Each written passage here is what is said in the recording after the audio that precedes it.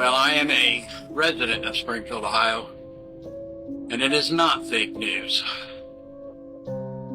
There is an issue with them that we have in our local park. They literally have ducks down there that the park takes care of, and it's where they live.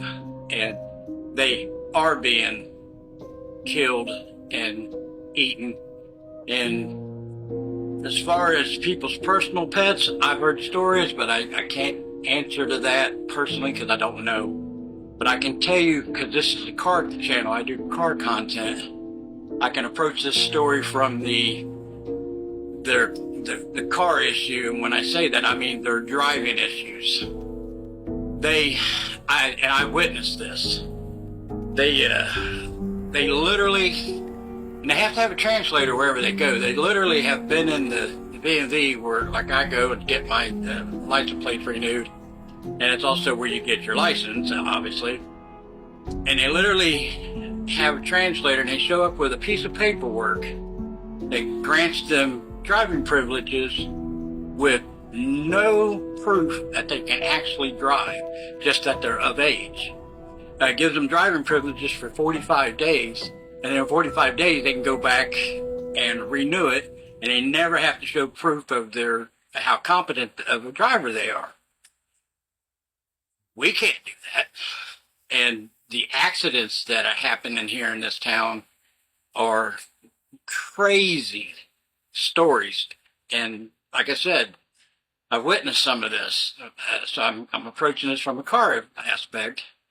They can't drive. I don't know how they are even able to do this legally in this country, but they've hit trees, fire hydrants, people.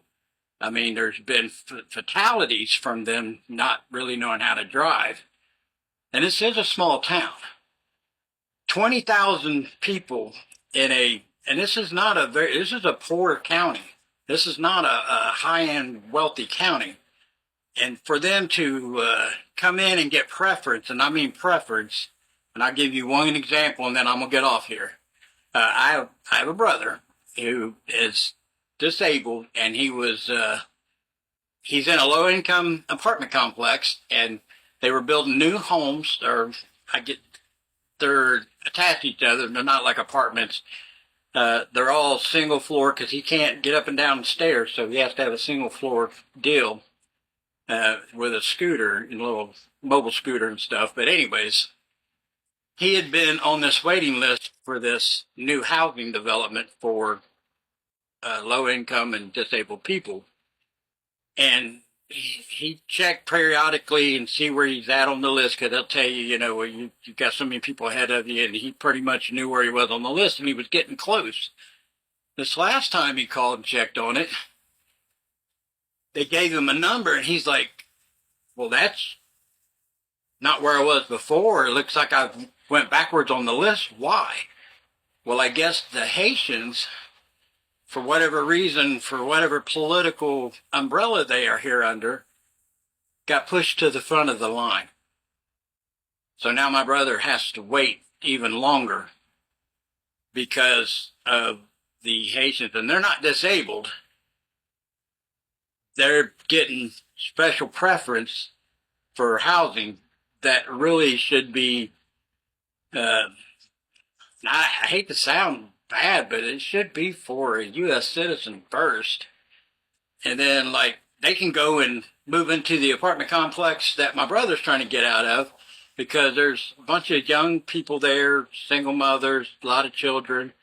He gets nervous around all that, so he wants to be in a safer environment for him. And this place was going to be it. Well, right now it's not looking like it's going to be it, and anytime in the near future. And that kind of bothers me. I'm not going to say a little bit. I'm going to say a lot. But, so it's not fake news. There are cases of what they are saying on the news is to be true. There's probably not a lot of video evidence. There is some. And I can only speak to what I have witnessed personally. I cannot speak to all of it. but it is bad enough that it concerns a lot of people in this town, and I'm one of them.